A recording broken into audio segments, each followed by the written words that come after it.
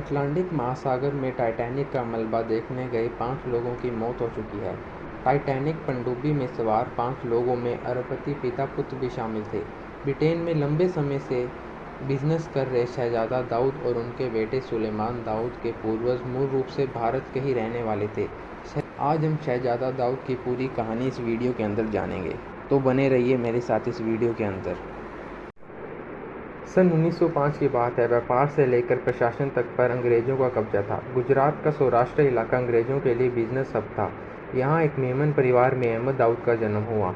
इन्हें बाद में सेठ अहमद कहा गया। शुरुआती पढ़ाई के बाद सेठ अहमद 12 साल की उम्र में कर्नाटक चले गए। वहाँ अपने नाना से व्यापार की बुनियादी चीज़ें सीखते रहे। इसके साथ ही उनके पिता की मृत्यु हो गई। अहमद का जीवन यहाँ से पलट गया। मुश्किल से 15 की अवस्था में पार करते करते सेठ अहमद मुंबई चले गए। वहाँ पर उन्होंने अपने बिजनेस का व्यापार किया और अपनी एक कपड़ों की दुकान खोली। कुछ समय बाद उनकी शादी कर दी गई। आज़ादी से ठीक पहले अहमद दाऊद के पास 26 फैक्ट्री और एक ऑफिस था। जब भारत का विभाजन हुआ तो वह जाने माने उद्योगपति नादिगिरी फुलचाई के साथ एक बिजनेस डील साइन कर रहे थे। यह समझौता अपने अंतिम रूप में था, लेकिन देश के हालात ठीक नहीं थे। इसी बीच देश का बंटवारा हुआ और दाऊद भारत छोड़ अपने पूरे परिवार के साथ पाकिस्तान चले गए।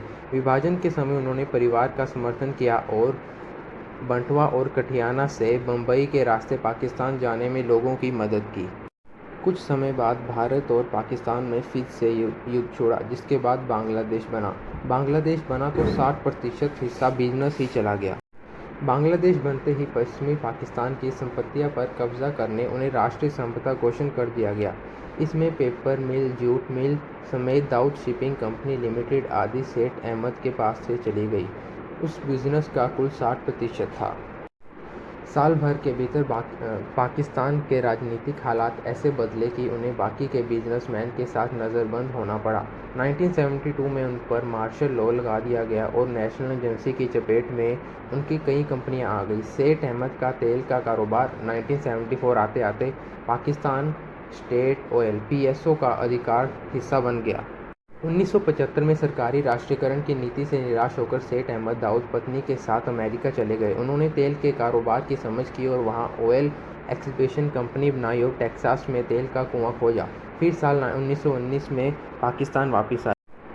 आज शहजादा पाकिस्तान की सबसे बड़ी खाद बनाने वाली कंपनी में से एक एग्रो कॉरपोरेशन के उपाध्यक्ष हैं।